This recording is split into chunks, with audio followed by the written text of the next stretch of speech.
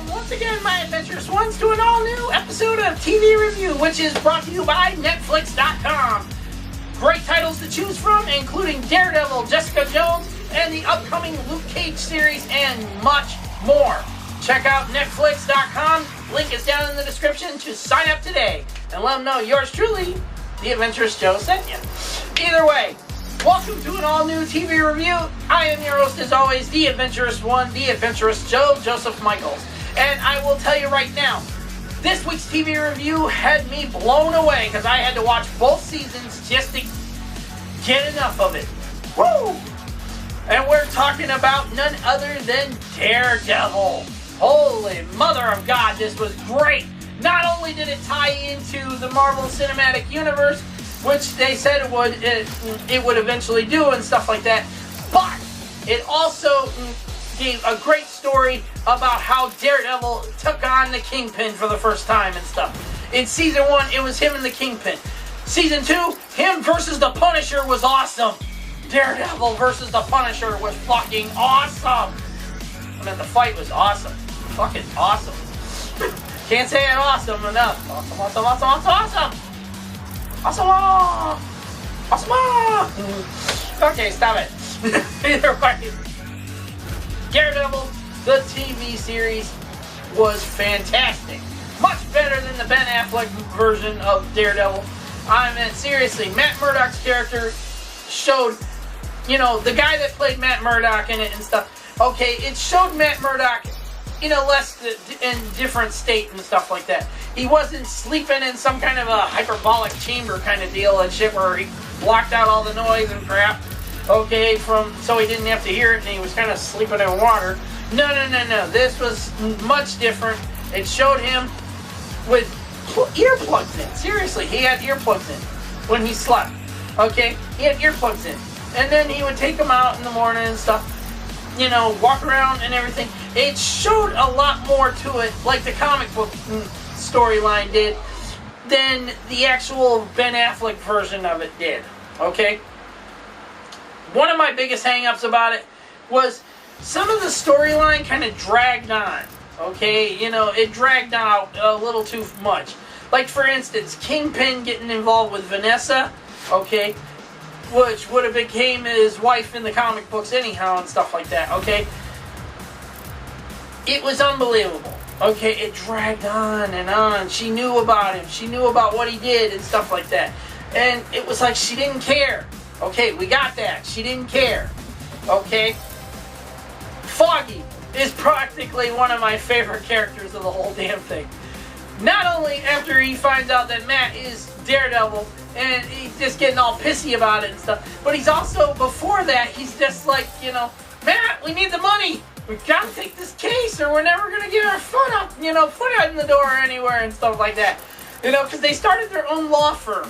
They left this big law firm and stuff like that where Foggy's ex-girlfriend worked and everything. Okay. Started their own law firm, and already their first case, they were dealing with a criminal who was working for the Kingpin. But they didn't even know about the Kingpin as of yet. And they already were dealing with their first crooked cops and everything else, and I was like, Jesus Christ. The series was great, though. It tied into this Marvel Cinematic Universe in a big way, especially in Season 2. It talked about the Registration Act. Okay? They call it the Sokovia Accords in Captain America Civil War and stuff. Okay, but it also talked about it in a newspaper ad and stuff like that, saying that the Sokovia Accords are going to happen and so on and so forth. Okay, so it was tying into the Marvel Cinematic Universe just like Agents of S.H.I.E.L.D. does. Okay, but it also had its own storyline to it, its own story going on around what was the events of the Marvel Cinematic Universe. Hell's Kitchen, great place. I mean, seriously, it was a great fight scene in the final part between Kingpin and Daredevil in the first season. How he brought the Kingpin down and shit. Unbelievable. Season 2, him versus the Punisher. Elektra gets brought into the picture again and shit. And Daredevil and her start getting into a romantic relationship together and stuff. things go up in the air and so on and so forth. It was fantastic. Either way, the series is spectacular. I'm highly recommending you check it out. My final judgment on it so far for seasons 1 and 2 is an 8 out of 10. My biggest hang up on it was there were not enough original Daredevil villains in it, okay? Like, where was Bullseye?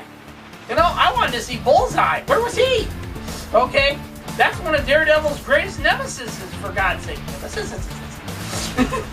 And, where was some other characters that tied into the Marvel Cinematic Universe that could have made, like, a small appearance in it and stuff like that?